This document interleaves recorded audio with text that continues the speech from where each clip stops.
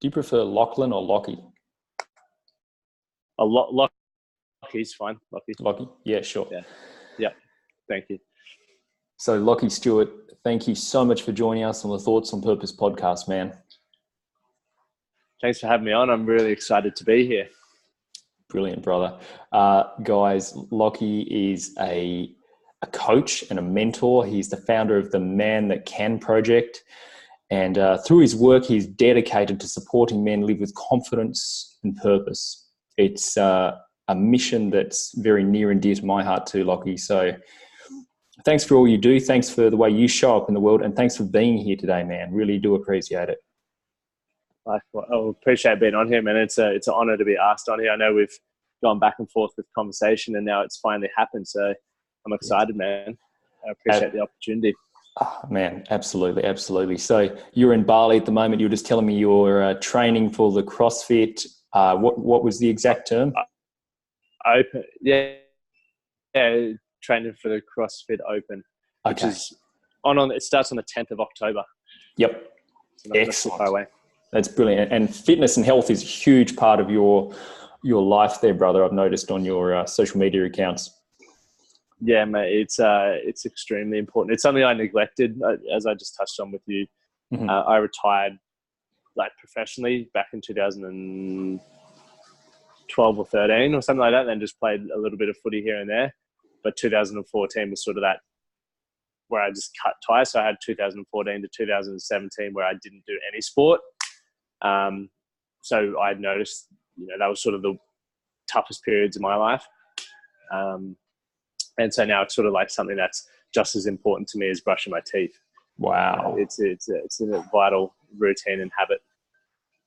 That's full on. And I can see that definitely in the way you show up. It's a great contrast because the work you do with guys, it's all around the mind and actually developing yourself as a being, and seeing your progression over I don't know how long I must have been close to years I've followed you now, and I've seen your progression in fitness. It's just incredible, your dedication, the way you show up. And I think you bring that to guys in other areas of their life as well. You're able to translate that to people, which is really powerful. So looking forward to diving into that with you, man, of how you get your mentality right to get it in the game. And I'm looking forward to this conversation, man. So am I, man. It's going to be awesome. Yep, absolutely. So, you touched that you had a bit of a low spot there when you kind of gave up rugby. You're educating people on finding more purpose in their life, building confidence. So there's obviously been a time in your life where you felt you didn't have either of those, I'm guessing. Yep. So yeah. So can you kind of explain to us what that time was like and what you were going through, just to sort of paint a picture for people where you were and will progress to where you are now? Yeah, for sure. It's a great question. I think when that all happened, the confidence and the purpose ended when I lost my identity as the rugby player. So I went from feeling like I'd achieved everything that I was building towards as a young man. And then when that finished up, I was sort of left out there with no real idea of who the hell I was outside of the rugby player. And I lost all the things that went with that. I lost the recognition. I lost the desire to show up for something bigger than myself every day, which is obviously training and the team, and the burning desire to want to be the best. And so when that sort of ended, I was just lucky, and I didn't really have any of who that was, and I didn't have any confidence in my ability to do other things outside of throw a footy around or run really fast. That was what you put me on the running track, or if you put me on the footy field, I was fairly confident. Anything else in my life, I was like, no idea here, because I hadn't spent the time focusing on that, and I guess being intentional with that and trying to be better. So when I was in that point, I was sort of where I hit rock bottom. And that rock bottom period went from, drugs, alcohol, self-sabotaging, and really just I was screaming out for help in a weird way. Didn't have the skills to be able to reach out and ask for help. Mm-hmm. So I just did it through, abuse and all that kind of stuff, which looking back in my own weird way, it was me screaming out for help, but I didn't really have anyone around me who saw it for what it was. So I think, going into why I want to help men build confidence and why I want to help men find their purpose. And, and we'll touch on purpose a little bit in a minute, because I think it's something that everyone's trying to find purpose, but that's an interesting conversation in itself. But having the confidence to know that men, as we are, and goes for women as well, we all have the ability to learn, grow and develop as we've always done. But because it's so foreign to us, we spend the first 18 years of our life learning, growing and developing, but it's generally around stuff that the schooling system teaches us, right? We don't learn taxes. We don't learn how to communicate properly. We learn how to speak English, but we don't really learn how to talk, right? And, and that talk comes back to talk with ourselves as well, our internal dialogue and how we communicate. So there's a lot of men running around at the moment who lack self-confidence because they don't understand just how incredible they are to have learnt, the things that they've learnt to be where they currently are.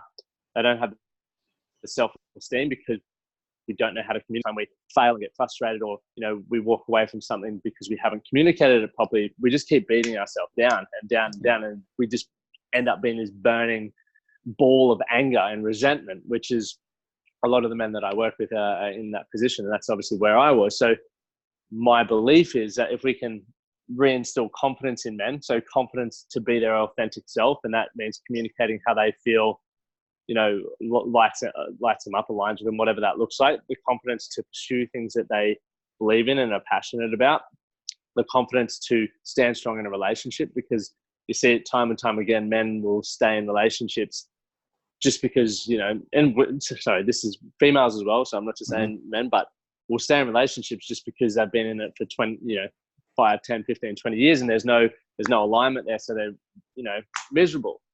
So it's helping give men the confidence back to take control of their life.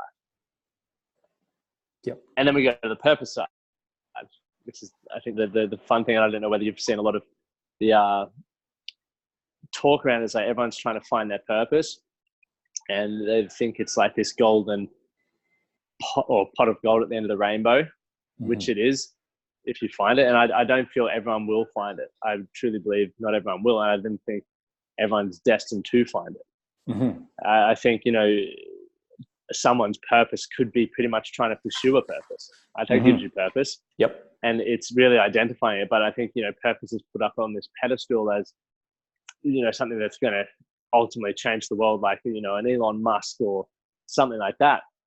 And I believe, whatever, if someone finds something bigger than themselves to get themselves out of bed every day, that's purpose. It doesn't have to be this incredible thing that, is going to woo everyone.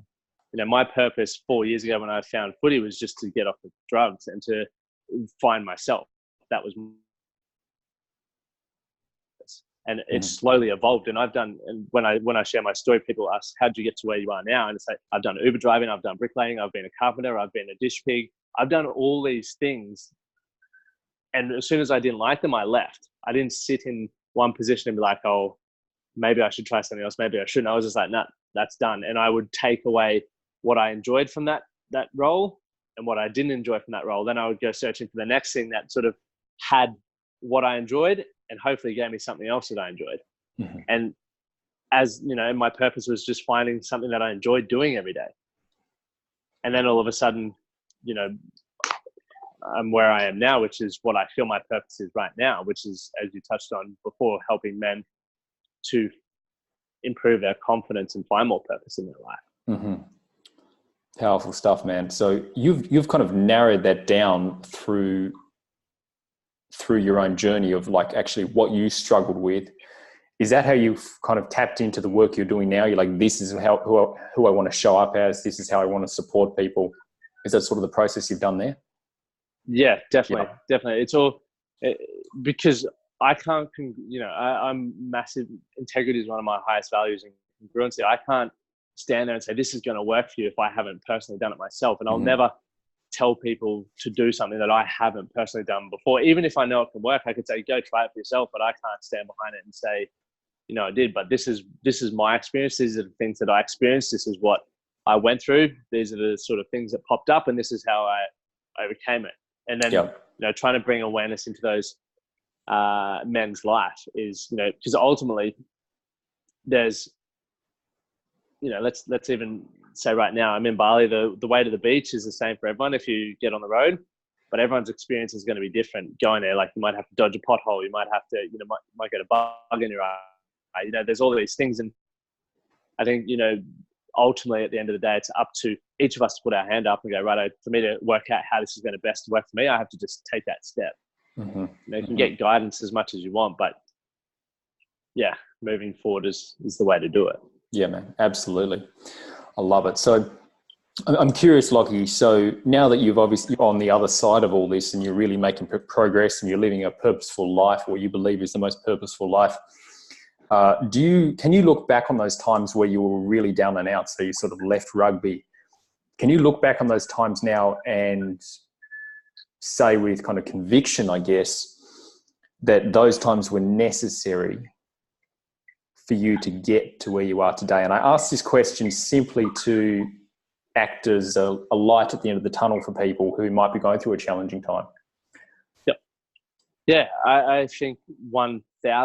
I think, and I'll share a story. I was having a chat with a guy at breakfast 2 days ago. And he was saying, do you feel people who break through and empower others need to have had some kind of adversity in their life? And it was actually a great question. Now, after sort of having the discussion, I don't think so. I think adversity, can completely ruin some people and send them way off track.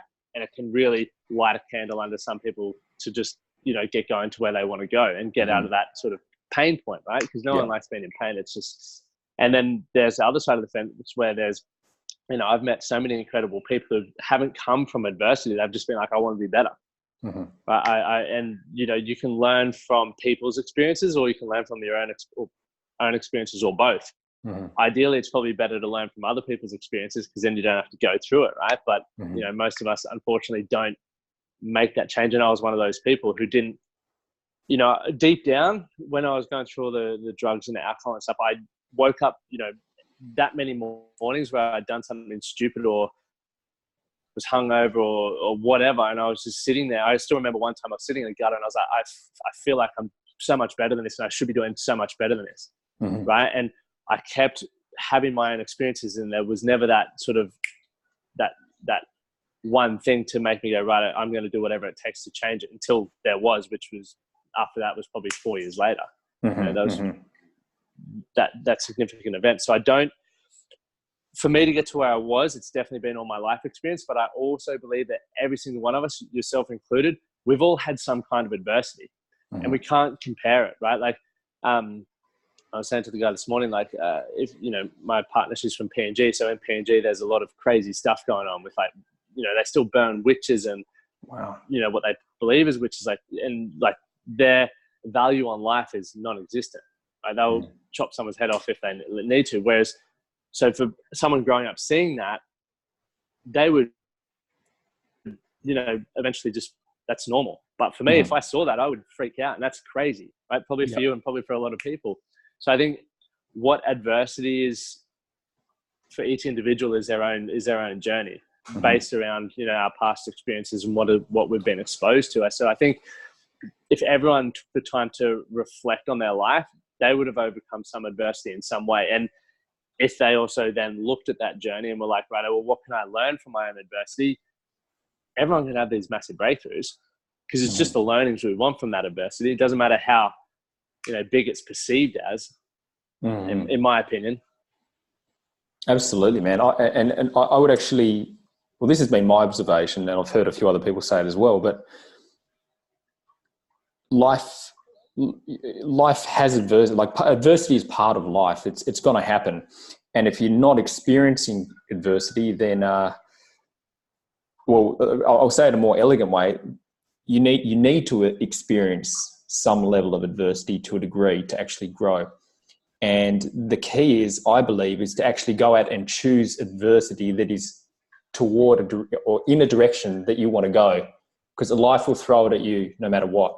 And when it's adversity to do with nothing that you think is, to do with where you want to be, that's when it's really challenging. But if you can see your adversity is on the way, that's when you're able to handle it.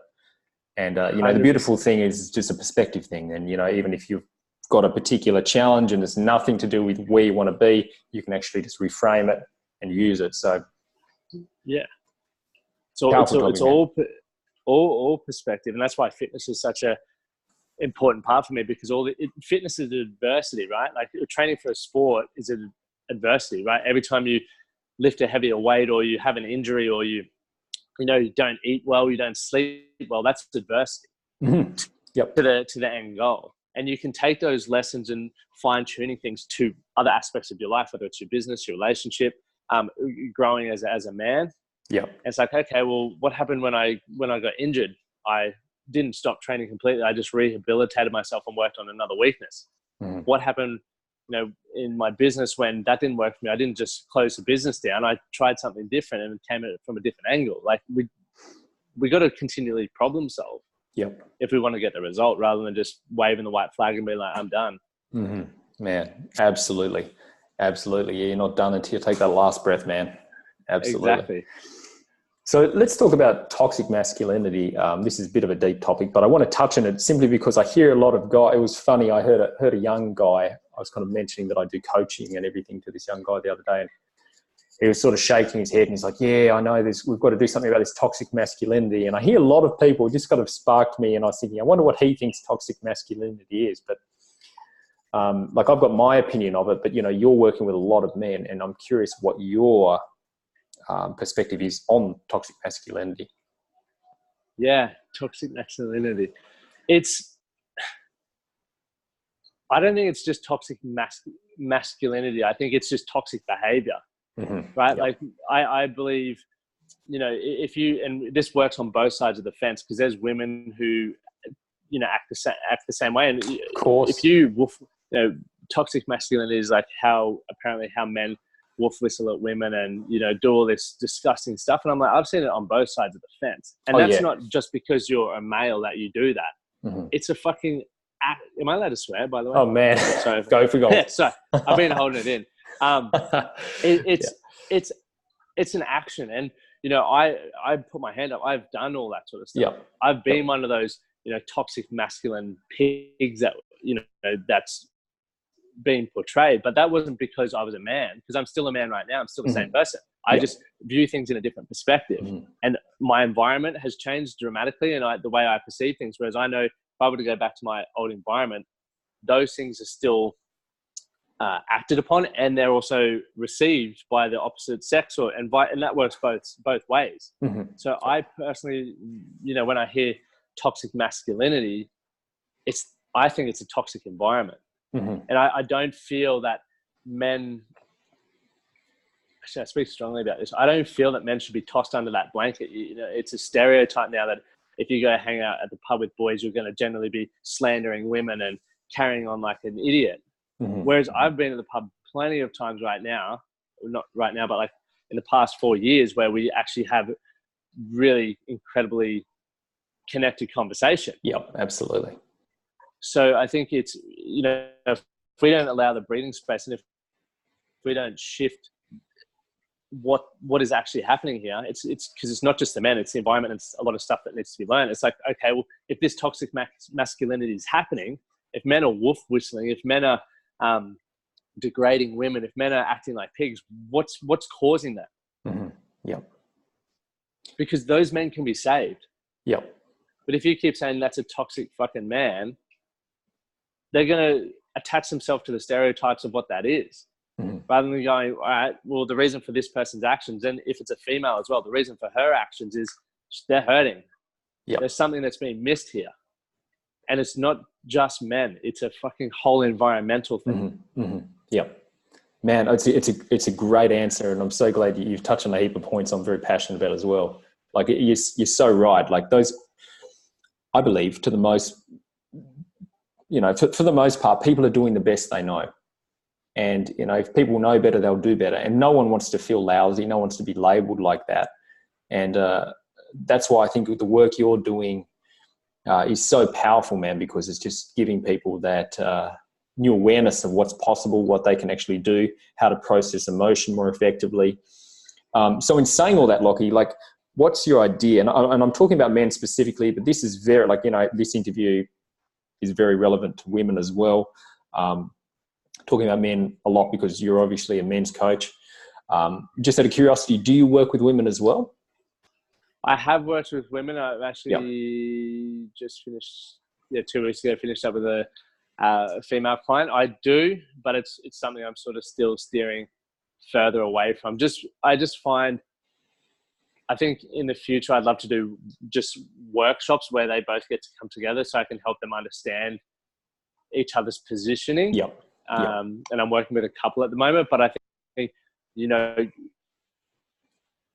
as I continue to grow and expand, it's just really the man. Because when I picture myself, if I had kids, and I was in a relationship where I was talking about all that sort of stuff prior, and I'm like, if I had kids, I would have been this angry, resentful dude who wouldn't have known how to communicate with his kids, probably would have been yelling and screaming all the time like I always did, probably would have been drunk. And I'm like, there's so many men out there like that, and they're not, I don't see them as bad people. I just feel like they have bad habits, right? And I don't want men to go home and, you know, because there are men who go out there and physically abuse their partners, right? They might even physically abuse their kids. And that to me is just, it's a fucking terrible act, but they're hurting and there's something that they need to deal with. So I feel if I can just help men, I know it's going to, you know, have that ripple effect into families as well. Because I know I can't help everyone. So I just want to focus on, you know, the pain point that I had, which was who I was as a person. Whereas I know I hurt a lot of women in the past. I know I've hurt a lot of mates. I know I've been a prick. So if I can just have that part and really just talk to the men, then I don't have to change my languaging. I can be my authentic self rather than trying to resonate with women. And I get messages from ladies all the time saying, "Can you work with my husband?" I'm like, I'd love to, but when the time's right, like, he's got to message me. You can't force him to change, or he's going to be even more resentful because you're telling him he's got a problem. Yeah, great insights, man. And so in saying all that, what do you believe makes a great man? Like, you've touched on some things already, like being authentic. You know, in today's world, how can men, like any men listening to this, and say women who might have sons or, you know, brothers, whatever, and they've got to give them advice, how can they steer them in a direction that is like being a beneficial presence on the planet, essentially? It's a deep question, I get it. I was curious of your opinion. That's a phenomenal question. So, like, so for yourself, like, let's break it down even further. So again, going to your own experience of. I was going to say, I'm so grateful, and people talk, because I spoke to a mum last week, and she was like, my 20-year-old son, and I was like, I was doing similar things, and I know parents care, you know, about, you know, if kids are going to, in this example, like, take their own life and do all that sort of stuff. And from my own experience, you know, my parents were both amazing in the fact that mum knew I was doing heaps of stupid shit. And she just let me walk my own path. She offered advice all the time, but she obviously did what most parents do and ground you and do all that sort of stuff. But never once was she just like, "You're a fuck up." Like, she allowed me to continuously make my own mistakes until I realized there's more to it. And I think one thing, and the reason why I started the Man at Can project was when I was in Europe at Christmas, I was like, what would be the one thing that would have changed my life so much earlier? And that would have been exposing myself to an environment of men that from all walks of life, so I could connect with, you know, successful people, so that I could connect with young people who are going through what I'm going through, so I could connect to the 70-year-old man and hear their stories and see that we're all going through similar shit, no matter how we perceive them. Because when I was lost, and if I was talking to my son or my kid, I would want them to be in that environment, because you realize we've all got the same struggles. We're all going through the same stuff. It doesn't matter what it looks like on the outside or what it looks like on Instagram, right? There's that need for community, and there's that need to be in an environment where you're going to be challenged and you feel like you belong. And as men, we really struggle to do that now because we're not connected anymore. Right? We're we're sitting in a room, drinking beer, talking about footy, talking about women, talking about work, but we're never actually talking about what's really going on. So, for the people listening, it would be try and get in some kind of environment. And that's why I think what you're doing here with the podcast is incredible, because it's a tool. You can pass it on, and it's not pushing it saying you need help. It's like, hey, I just listened to this cool episode and they were talking about X, Y, Z. I think you might get a lot out of it. Have a listen to it. Or, an Instagram post, have a read of this. Like, it's a really non-forceful way of exposing people to something different. Because I think, so where I was going with that was when I was, when I'd come back and I was working as a chippy, I was like, I'm never going to be able to be the person that I, deep down, I was saying before, I felt like I was here for something bigger and I could do something. But I just thought, because I was living in Toowoomba, in a small town, and I didn't have a network of successful people, I was never going to be able to be that person. So I just thought it was like, well, these guys got lucky, the luck of the draw. But you can create your environment, right? And that's what, why the man that Kenzo is, I want people to be able to understand that, hey, your network can completely change your life, and your environment can completely change your life. And you can change your environment whenever you like, which is powerful. So that was sort of all over the place, but stuff was coming into the head at all points. I love it. Good flow. So kind of revisiting the question, I'm curious for yourself, like as far as like an energy showing up every single day, how do you sort of look at your life and say, okay, to be the best version of myself, to be a really like beneficial presence, I love that kind of term, beneficial presence on the planet, how do I show up? And let's imagine that young guy's asking you that question, or a younger version of yourself is asking you that question, and you're going to give them advice. 2-3 things they could do in a day to definitely. I think being your authentic self and find out what that is. So obviously, and that's the part of the question I forgot to answer before. Like, what is your definition of a man or whatever that was? I think it's being authentic to who you are. I feel as long as you can be true to yourself and be, really enjoy your own presence, and then also be compassionate and empathetic to those around you. And I guess just come from a place where you want people to achieve all the stuff that they want, and whatever that looks like for you as a dude, is where you want to go. So for me, and I'm not perfect every day, and there's definitely days where I don't feel like I'm showing up as my best self, and I'm having that mental battle. So I want to make sure I get that clear, so people don't just go, "Oh, I'll do this and I'll be sweet forever." It doesn't work like that for me. For me, I make sure I've got, like, exercise has to be a non-negotiable, because if I feel strong and if I know I've moved my body, then I know I'm going to feel more confident in who I am, right? And it also helps me have progress. And when I feel like I'm progressing, I feel like I'm, adding value to myself, if not, other people. Then morning routine, like my morning routines are non-negotiable, or it's a part of all of that. So how I prep myself for the day, I have to read. I have to feel like I'm growing. So it's reading or podcast, whatever it is. But for me, it's reading, because if I'm on my phone, I'm on Instagram and everything else. I do my gratitudes and affirmations. So my affirmations are generally 3 things that I'm really trying to embody and grow into. Okay. And then I'll look at my diary for the day and set my intention. So generally I won't do any more than 3 coaching clients a day. And I'll make sure I have my intention set for how I want them to walk away from that interaction. I also then make sure that I cover every interaction that I have. I don't have like a hierarchy, and that's something I feel we do, and I definitely do. I always have a hierarchy, whether it's because of how I'm conditioned. So I try to be mindful that there is no hierarchy, that I talk to the bin man just as kindly and as intensively as I would, someone who could potentially blow my business up or something like that. Does that make sense? So I make sure that I remind myself of that daily, because it's really easy to be like, oh, I can get something from them. And that's for me. So I don't want to be that. I don't want to be that guy. Okay. So that's really interesting. Sorry, let's just tap into that a bit more. So what did you say? There's no hierarchy. Yeah. Of people. So I feel as men, we're trying to, and as people, we're trying to climb the ladder. We want to have the power. Right. But we get to also choose who has the power.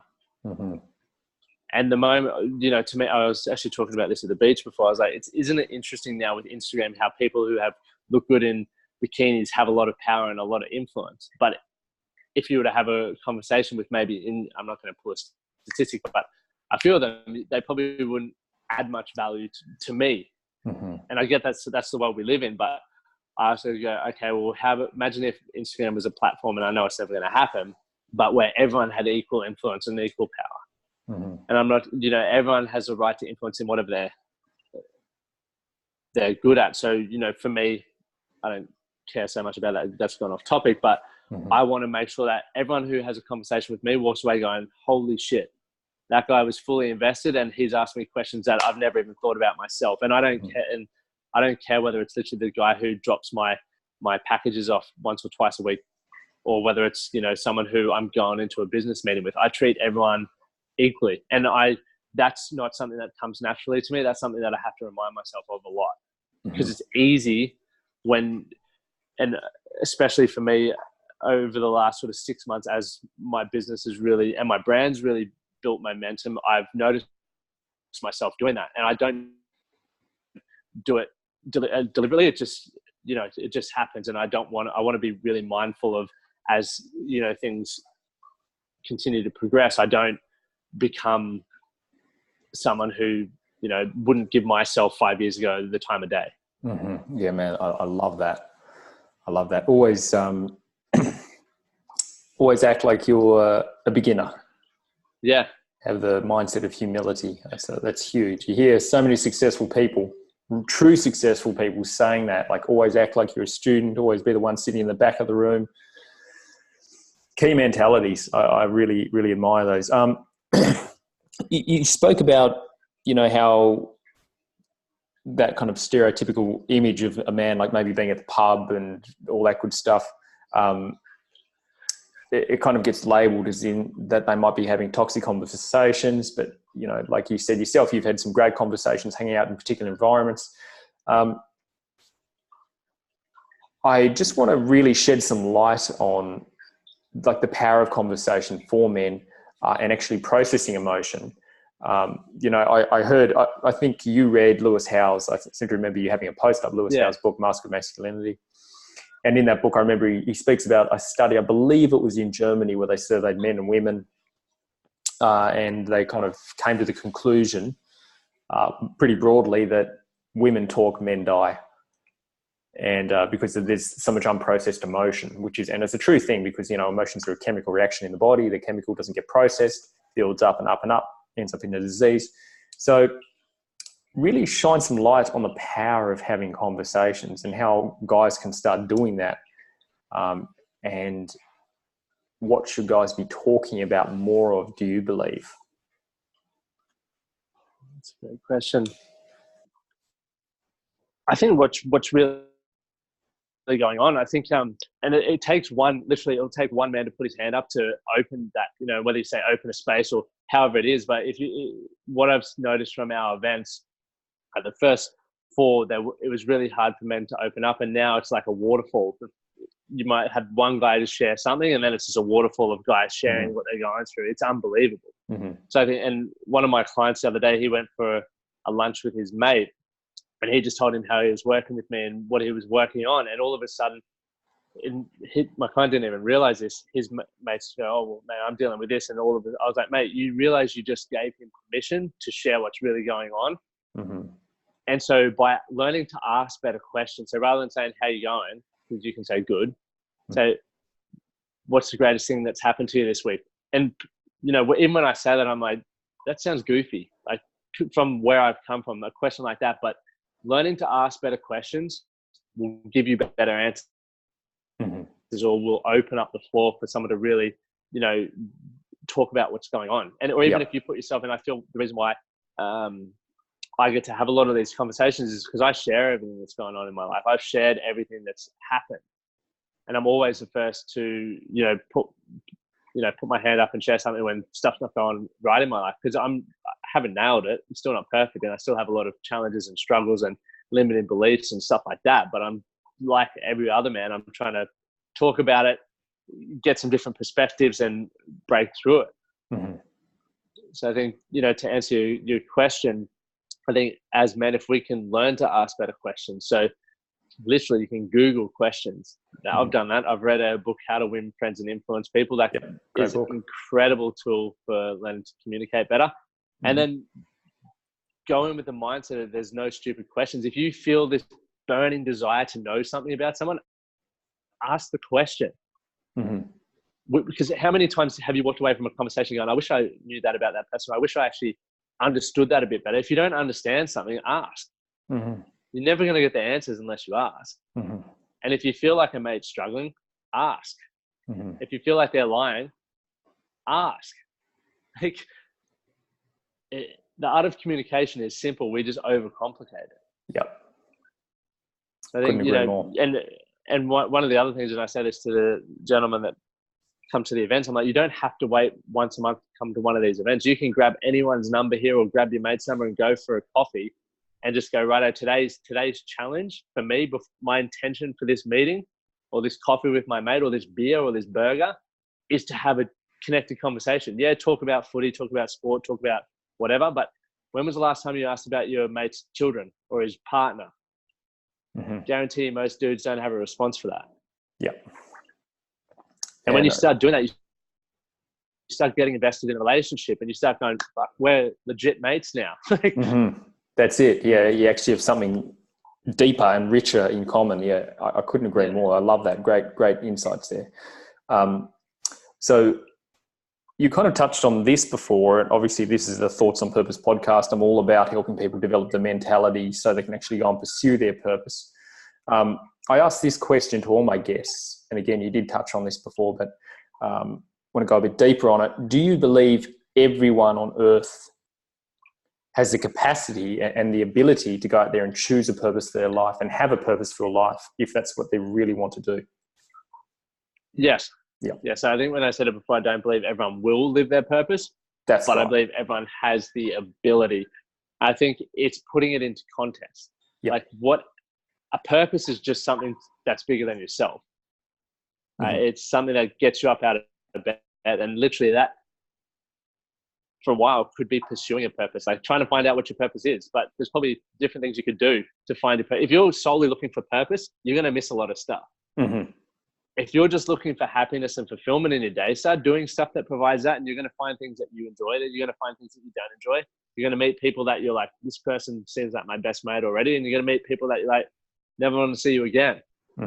So I think if you choose to focus on what can make you happy right now, and what can you can enjoy right now, you're going to get much closer to finding your purpose than if you're purely just pursuing your purpose. Yeah, in my opinion. Yeah, it's good, man. I love that, and I totally agree. Humans have this capacity, the gift of foresight, where we can sit down and we can plan something out. We can come up with something, and we can go and connect ourselves to that. The capacity to forward think and forward plan is something that kind of separates us from, as far as we know, all other animals.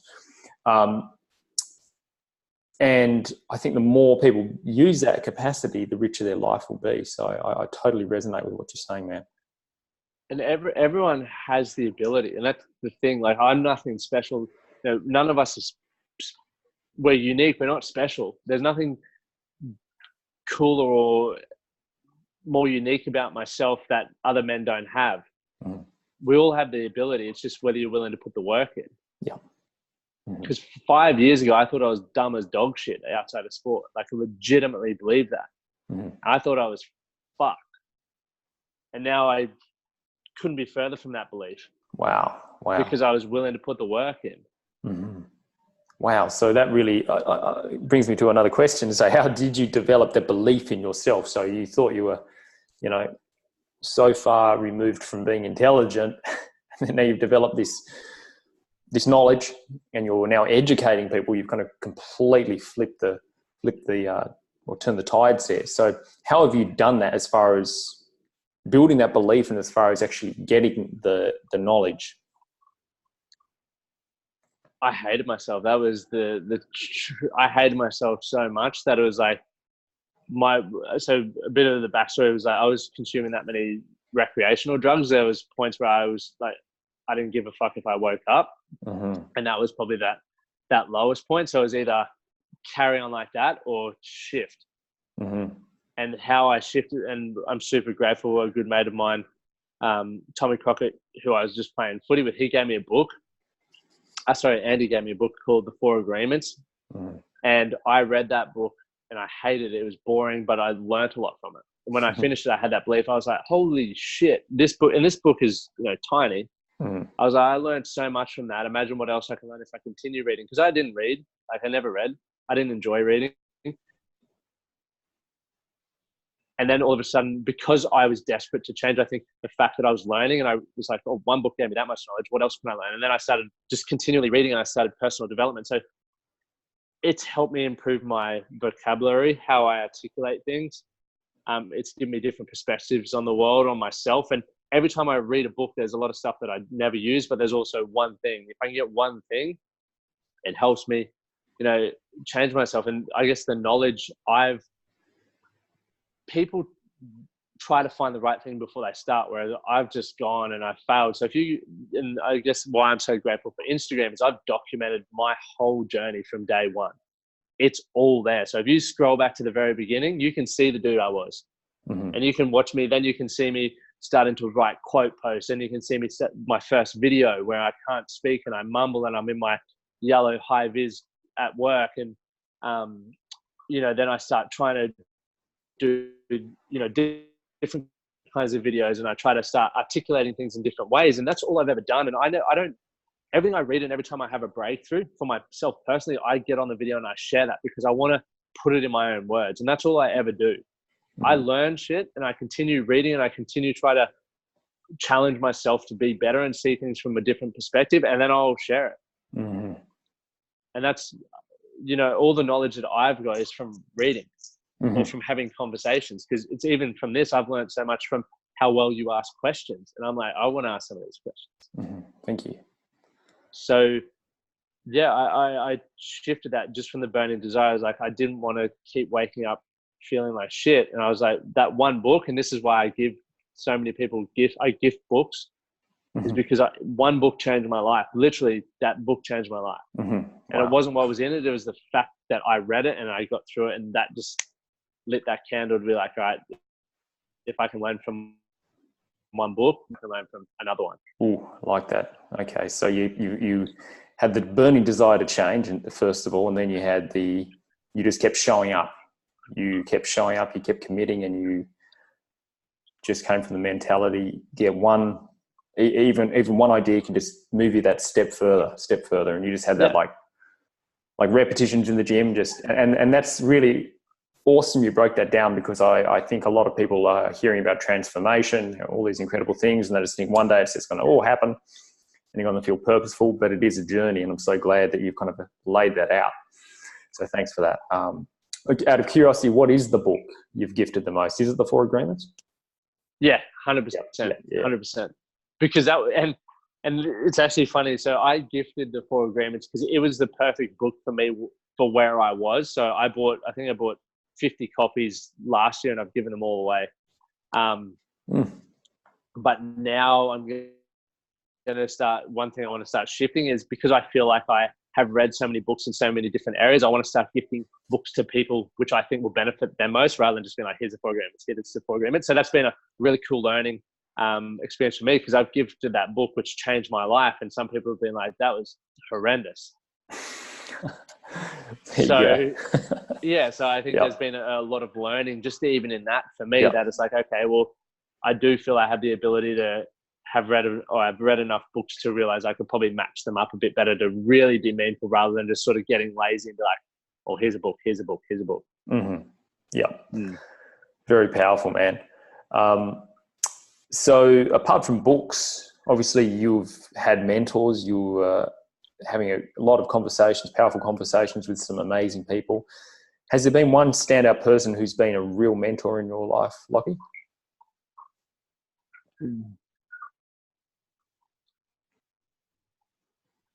To be honest, it would be my parents. And I know it sounds weird, but like I've learned, and when I reflect, like I've had a lot of, can I talk about that, or would you prefer like people that have actually invested in? No, please. It's whatever's true. Yeah, that's it. Yeah. I feel like, they've taught me so many lessons, and and this is where I go back to learning from other people's experiences rather than your own, having to live that sort of stuff. I've learned so many great things from them, and also so many things that I don't want in my life. So being able to have that and see it up close and see how it is behind closed doors is incredible. And you can't get that from a lot of, even mentors, like people who come to me, and I'm completely honest with people. It's like, you can follow all my actions, but if you don't understand my physiology, how I think, how I act behind the scenes, why I do things, like, it's going to be really hard for you to replicate the results. But being able to literally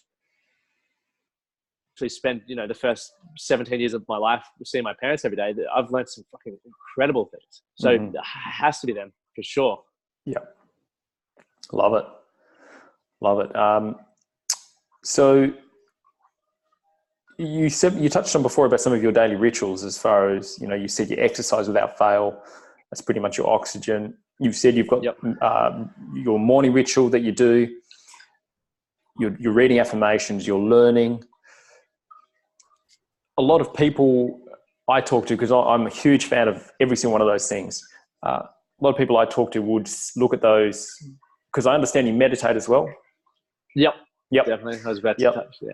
Yep. A lot of people look at those particular things. They would call them soft. They'd call them, waste of time. How do you go about telling people to start incorporating these things in their life? Well, it depends how badly they want the result, right? If you want to be financially successful, there's going to be things that you have to do that you probably don't do, or you think's weird, right? Like learning how to manage your money, learning how to save, learning how to invest. It's the same with, if you want to be fucking if you want to improve your emotional intelligence and improve your confidence and your mental and emotional health, these are things you have to do. It doesn't matter how you view or perceive them. That's it. Yeah. Right. It's the same with nutrition. It's like people, or diets. People go, I want to look jacked and but I don't want to count calories, and I don't want to eat well, and I still want to drink beers on the weekend. It's like, well, good fucking luck. Yep. Like, that's legitimately it. It's as blunt as that. If you want the result, do the work. And these are a few of the things, you mightn't like meditation. What is it you don't like about meditation? I can't sit still and practice my own thoughts. All right, well, let's try a different kind of meditation. That's it.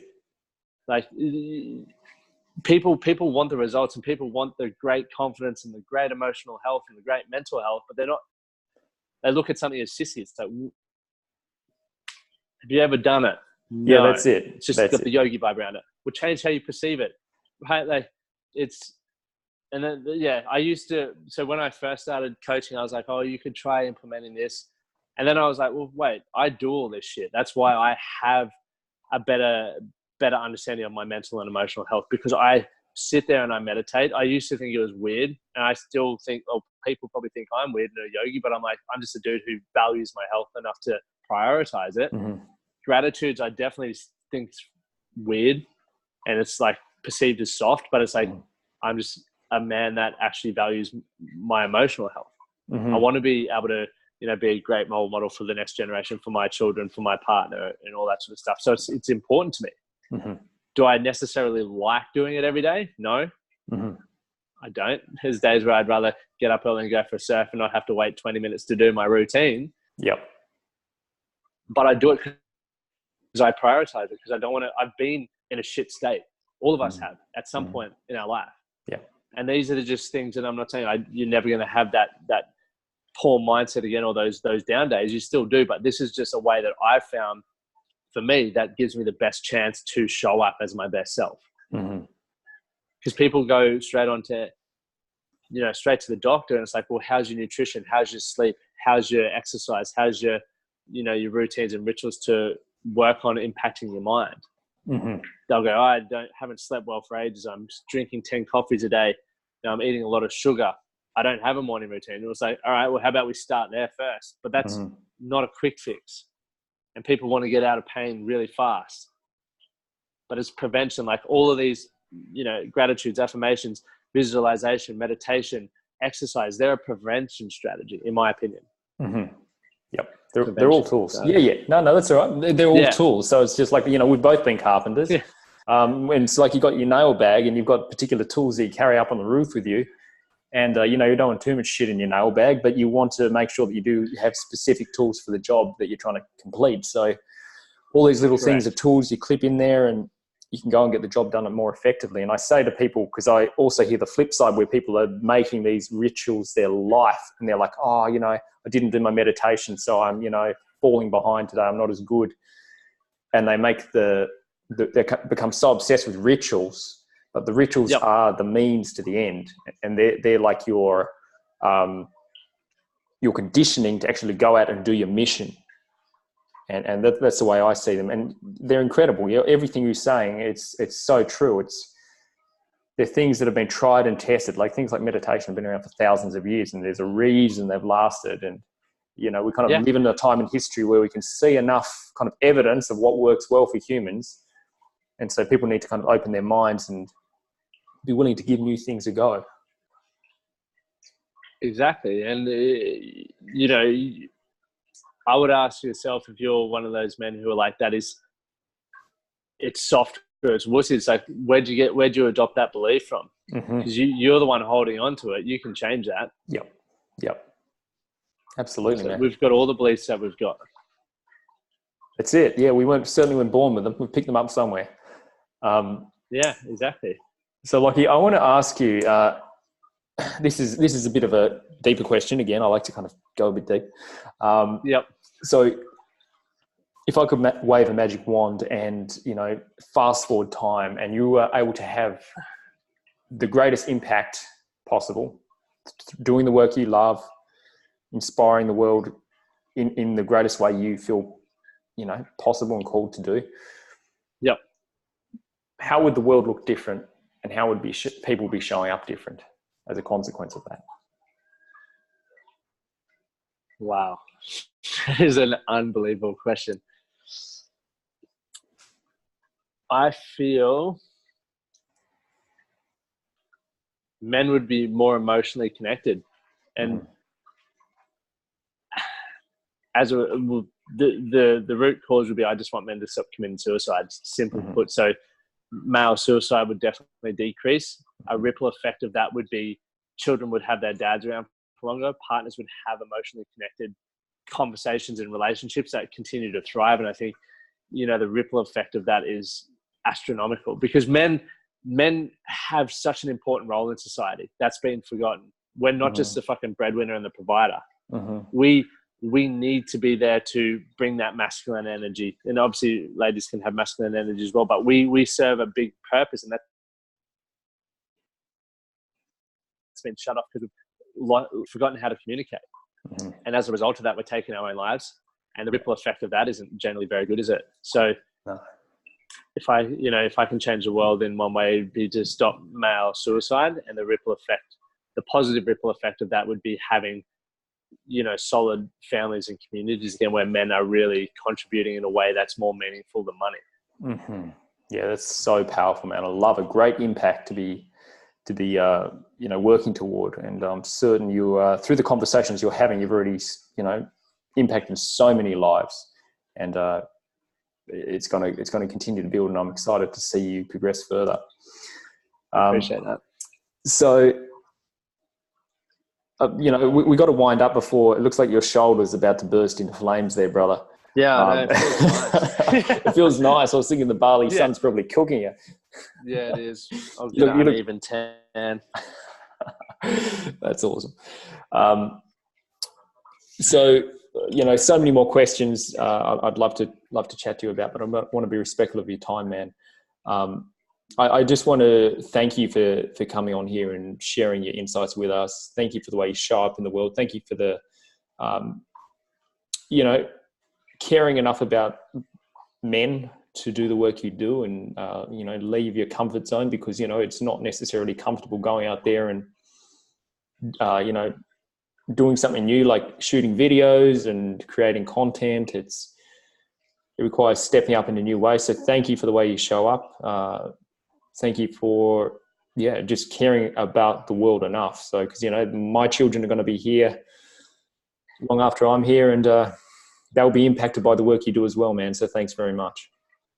Appreciate that. And mate, right back at you, man, because you're the one who's, it's a lot on in your life at the moment.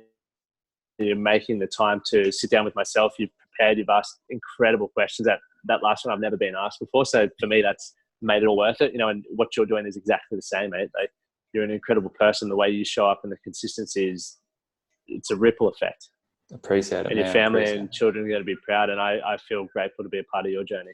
Oh, thank you, man. I really do appreciate that. Now, just to wind up, I've got one last little question for you that might, cause us to dig a bit deeper again. But first of all, I want to get people to follow your work and follow what you're up to. So what's the best way for people to do that? Facebook, Instagram? Instagram for sure. Yeah. Yep. I'm so super active on that. So it's at Lachlan Stewart, spelled Stuart, or the Man That Can Project. Perfect. So either or, but I'm more active on my personal page. No worries. And do you have a website for that as well? Yep. themanthatcanproject.com. Perfect. Excellent. Yeah. Both phenomenal pages on Instagram. Yeah, 100%. I'll say yes. Yeah, definitely. That works, man. So this last question, again, this is to really help people understand the impact you're committed to having and understand, what you're about. So I want you to imagine that you got a call from Mark Zuckerberg or whoever owns Instagram or Facebook nowadays. I don't keep up with all that stuff, but they gave you an opportunity and they said that you'd been selected to get your message out to billions of people, but you only had 10 minutes. You only had 10 minutes to come up with a message. What would that message be off the top of your head right now? You are enough. That's probably my last Instagram post is you are enough. It's like we all have the tools, resources, everything we need inside us to make it happen. We all have the, that motivation switch we need. It's all there. Mm-hmm. We just got to want to action it. Mm-hmm. So I think that would be it. And I would be also seeking help doesn't mean you're broken. It just means you're ready for an update. So many men, we stay stagnant because we're like, I can't put my hand up and ask for help. There's something wrong with me. And that's the perception we've all been given, rather than being like, every time I ask for help, because I ask for help every day. Yeah. Because I want to get better and I want to fast track it. Mm-hmm. It's the reason why people come to myself and you is because they want to fast track it. And it's not because they're broken. They just want to improve themselves. That's right. Man, great answers. Thank you so much. Again, thanks so much for your time, brother. I really appreciated connecting with you. It was great to know you on a new level, and I look forward to connecting with you more in the future.